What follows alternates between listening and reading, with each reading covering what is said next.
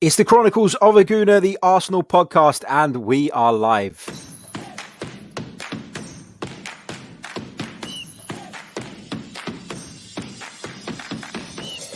You're listening to the Chronicles of a Gooner, the Arsenal podcast. I'm Martin Tyler, and you're listening to Harry Symeou.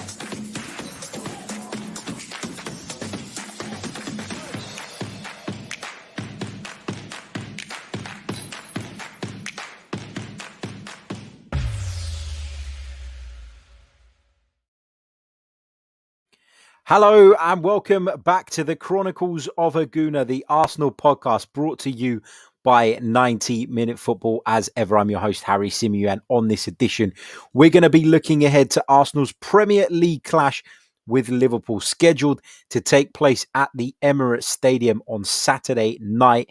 It's 9th versus 7th, hardly the glamour tie that this fixture would have once been, but it is a game that is significant for both sides if they're going to push on and guarantee a spot in Europe next season. Of course, both sides have a big European clash to come in the week, and it's not known just yet how much of an impact that will have on the two team selections. So there's lots and lots of things to consider and look ahead to as we focus in on Arsenal versus Liverpool. Big hello to everybody in the live chat. Hope you're all well. Happy Easter to everybody that's joining us as well. Of course, it is Good Friday, and of course, it's a bank holiday. It means there's a bank holiday at the other end of it as well. So we've got Friday and Monday to chill out. Although in football there are no bank holidays, so it doesn't make any difference whatsoever to me. But if it does for you, I hope you're enjoying your long and extended weekend. How am I feeling going into this game against Liverpool?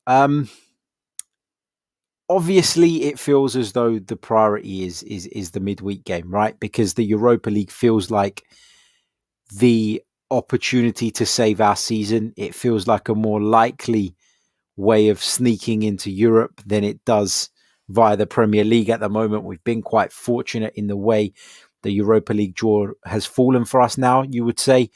Slavia Prague, they're no mugs, by the way. Don't get me wrong. I'm not for a second suggesting that I think that we're just going to, cruise past them. They're a really good side, but you'd have rather them than some of the other teams we could have faced.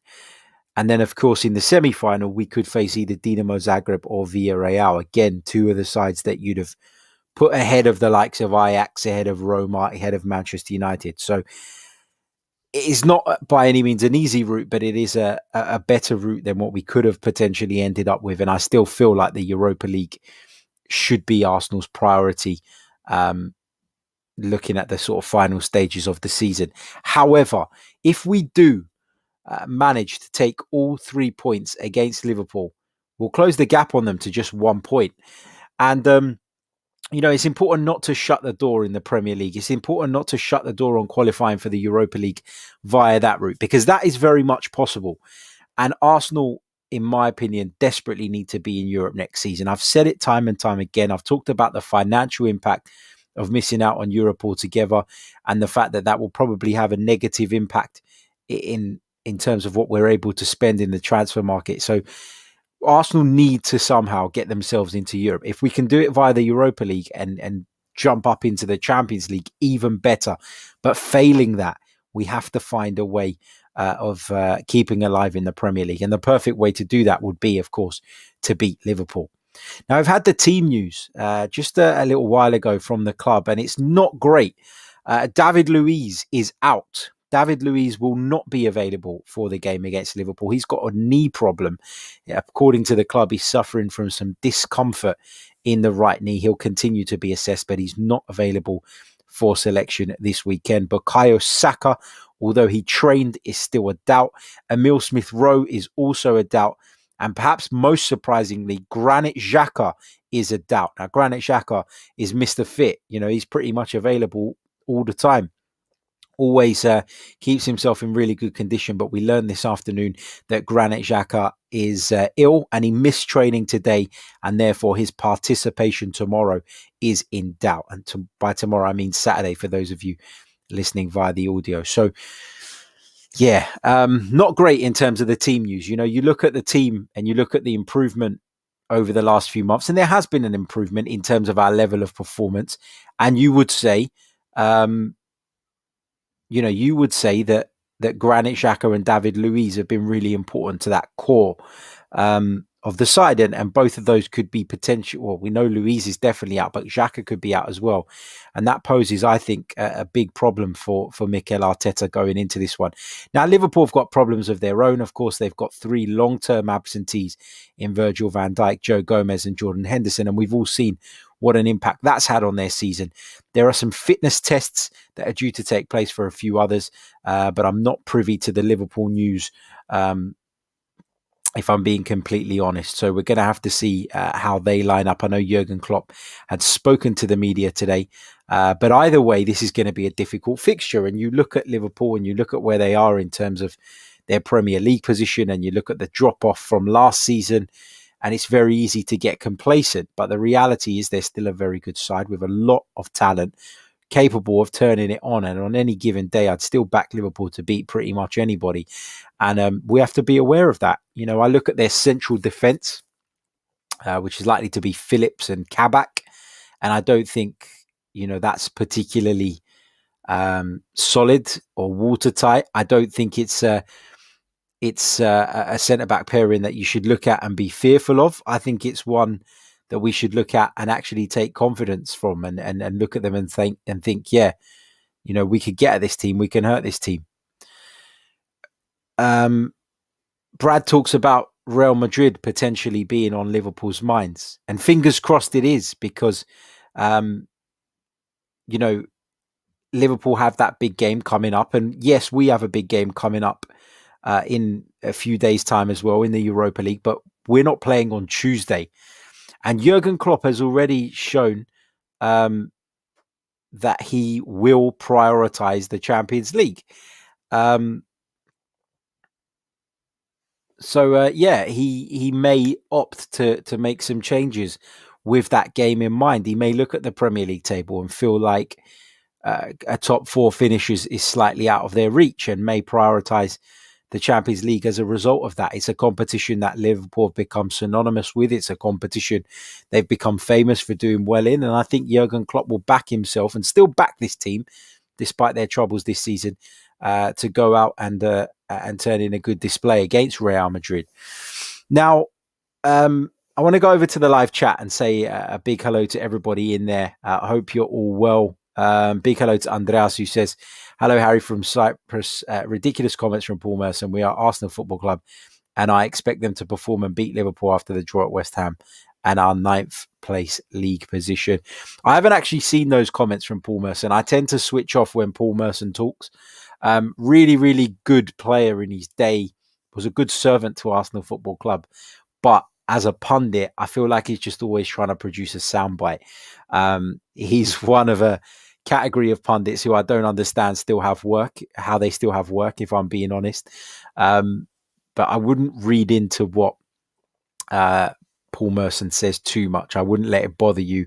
I wouldn't get wound up by it, because it's Paul Merson, right? And I don't think much more needs to be said than that. Steve Stone says that fans will now find out firsthand if Xhaka will be missed or not. And looking at the previous evidence we've got to go by, when he doesn't play, particularly in this system, we are a worse side. We are a weaker side. The fact that Thomas Partey is available obviously makes me feel better about the absence of Granit Xhaka, because Thomas Partey, if he elevates his game, he can make whoever partners him look better as well. Personally, I'd like to see Ceballos alongside him in the middle of the park. I'm not massive on Mohamed El-Neni. I know he's had a couple of decent displays alongside Thomas Partey this season, but I'd go with Dani Ceballos, because I think technically he gives us a little bit more. I think it would help us sort of progress the ball a little bit easier. The only issue with Ceballos, and the only doubt in my mind about Ceballos, is that when he has been called upon in recent times, he's had a mistake in him, and he's not quite been at the levels that we've sort of come to expect from him towards the back end of last season. So, yeah, big decision for Mikel to make there, if indeed Granit Xhaka is not available, right? Granit Xhaka is ill and was ill today, and that's why he didn't participate in training. But if there's one player I'd back to recover from that illness in time and make himself available, it's Granit Xhaka. And that's why, or one of the reasons why, Mikel Arteta sees him as a real leader in this team, contrary to what fans see him as. And I know there are a lot of fans who are still very anti-Granit Xhaka. There are some like me who feel like we could potentially upgrade, but ultimately right now he's as good as it gets for us, and he hasn't been bad in recent months. You know, we're talking about the overall picture. He's had his moments, as has everybody, but I'm not one of those people that winces at the thought of Granit Xhaka being into the side. I actually quite like the way he's turned things around under Mikel Arteta, and I quite enjoy his performances in that deeper midfield position. I think Thomas Partey would prefer to play alongside him as well, rather than anybody else, because I think those two are starting to form a bit of a good partnership. The problem is that beyond that, we don't have much quality. Ceballos is likely to be off in the summer, and Mohamed El Neni for me is just not quite up to the task. But yeah, it'll be interesting to see if he's not in the side. Then I think we're going to get a better idea of how we could potentially. Or how we would cope if we had to be without him for a long period of time. So yeah, it'll be an interesting thing to keep your eye on. No doubt about that. I'm going to share with you guys my starting 11 for the game against Liverpool. And as I say, this is my starting 11. But let me just quickly, before I do that, my apologies. Let me just quickly run you through the recent results between the two sides. Now, earlier in the season, we were beaten 3-1 at Anfield. But back at the end of last season, of course, Arsenal defeated Liverpool by 2-1 at the Emirates Stadium. We also lost 3-1 at Anfield that season too. And then we lost at Anfield prior to that on the 29th of December 2018 by 5-1. But the last visit of Liverpool to the Emirates, which was in the 18-19 season, prior to the 2-1 win I've already mentioned, was a 1-1 draw. So Arsenal, have got a pretty decent record against Liverpool at home. And they have actually throughout the history of the Premier League. So we can take some encouragement from that. And we can also take encouragement from the fact that this is not anywhere near as formidable of a side that we beat last season. Liverpool came to the Emirates last season and we beat them, and they were in a far better place than they are now. So we should take encouragement from that and be confident that if we go and play our game and we cut out the individual stupid errors that have plagued us in recent times, then we stand a really, really good chance of winning this one. Let's go over and have a look at the starting lineup that I would pick, and it is the starting lineup that I would pick, and not the one necessarily that I think Mikel Arteta will go with. So here we go. Let me just share my screen with those of you watching on YouTube. Here we go. So in goal for me, it's Bernd Leno. Clearly Arsenal's number one. And I know there's been some question marks about his distribution of late, but the reality is that for me, it's an associated risk with the way that Mikel Arteta wants us to play. And we just kind of have to accept that there will be moments where it goes wrong. And yes, Bernd Leno could be held culpable in some of those instances, but that's not going to change. Arsenal are going to continue to play that way, regardless of whether Bernd Leno makes the odd mistake or not. At right back, I'd go with Cedric. I think he's just been better than Hector Bellerin in recent times, and I think he is worthy of a place in the starting 11. Of course, recalled to the Portuguese squad for the first time since 2018 last week. So he'll be buzzing, he'll be full of confidence, and as I say, his recent performances have been better in my view than those of Hector Bellerin, and so he deserves to start. At left back, well, there's only really one option at Arsenal nowadays, and that's Kieran Tierney. But you wouldn't want to have anybody else, would you? Because he's been that good this season. When fit, he's proven a vital part of this team, and for me, he starts at left back. Now, we know David Luiz is out. And this is interesting now, the centre-back thing, because what does Mikel Arteta do? Does he bring Rob Holding back in the side, bearing in mind that Rob Holding of late seems to have just been cast aside Or does he partner up Gabriel with Pablo Mari? That's two left-sided players, though, and Mikel Arteta has shown that he prefers to have one of each. So I think Rob Holding is going to play at right centre-back, and I'd imagine that's probably what Mikel will do as well. But I think he'll be alongside Gabriel, who, along with David Luiz, seems to be first choice at the minute. So my back four is Cedric, Holding, Gabriel and Tierney, with Bernd Leno in goal. In the centre of midfield, it's really difficult to predict here because we don't know if Xhaka will be available. If he is, he starts for me. But if he's not, then Dani Ceballos should play. Alongside them will no doubt be Thomas Partey. I think everybody would agree with that selection. And I think another selection that everybody would agree with is the inclusion of Martin Odegaard. He's been in really, really good form of late. There's a lot of speculation right now about whether Arsenal are going to be able to turn this into a permanent transfer. We're going to have to hold tight and wait and see on that. But Martin Odegaard will play for me at number 10. On the right-hand side, I'm going to go with Nicolas Pepe. Bukayo Saka is a doubt, and I think that Bukayo Saka, whether he's past fit or not, we need to be careful with him. We've overplayed the kid this season. I think that's partly contributing to his injuries and the injuries he's dealing with now. So I think that we have to be careful with him, and I would be inclined, even if he is past fit, to go with Nicolas Pepe. On the left-hand side, I'm going to go with Pierre-Emerick Aubameyang. I've been talking quite a bit today, and writing quite a bit today, about how I feel that Aubameyang is almost shoehorned into this side when he plays on that left flank. And I'm not sure it works necessarily all of the time. Sometimes we've seen him benefit from popping up in those inside left positions and finding the far corner. But often I think the game bypasses him, not just when he plays there, but when he plays at centre forward. It's a whole nother debate around Pierre-Emerick Aubameyang.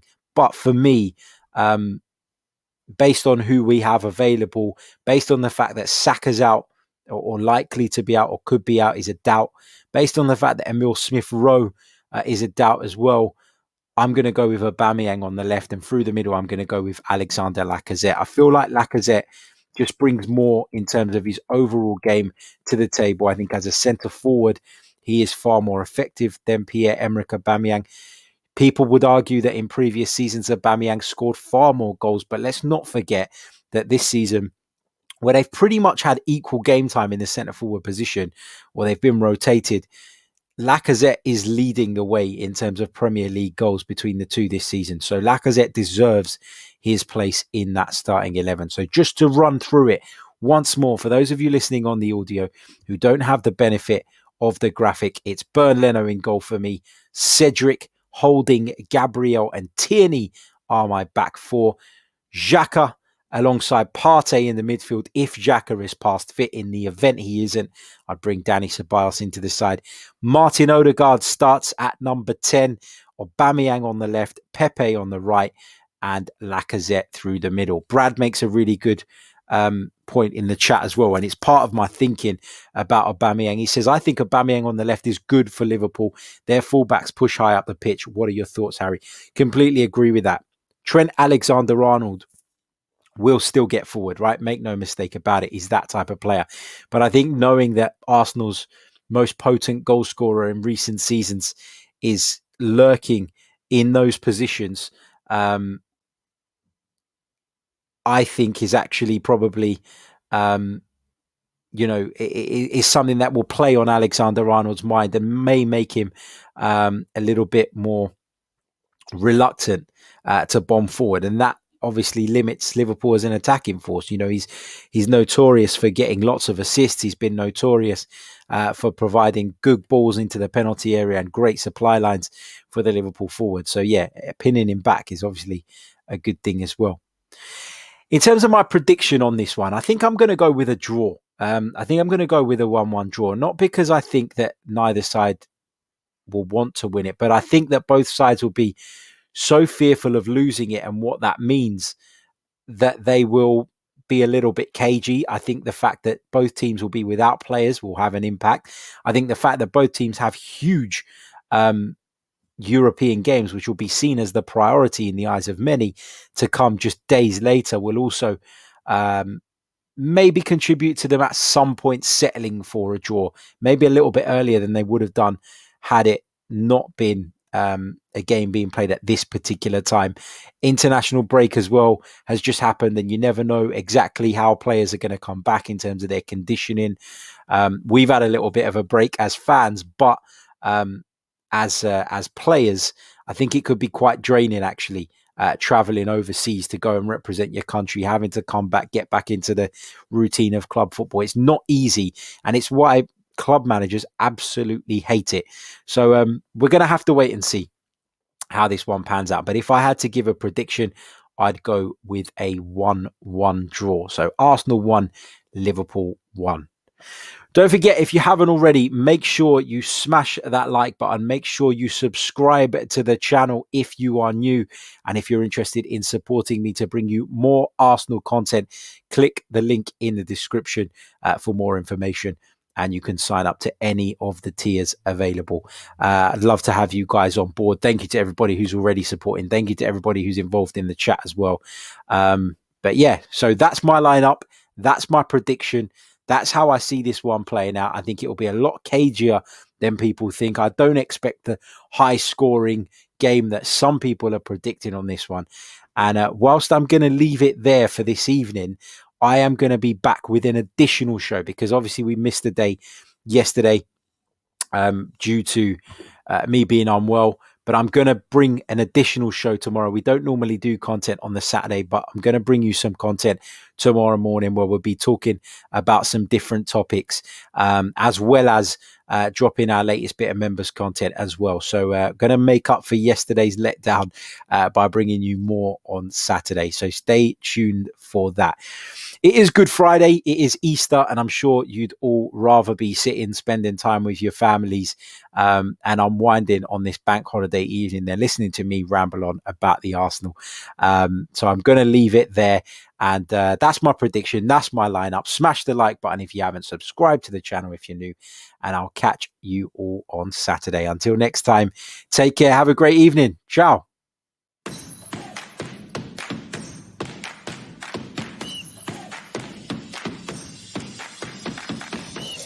You're listening to the Chronicles of a Gooner, the Arsenal podcast. I'm Martin Tyler, and you're listening to Harry Symeou.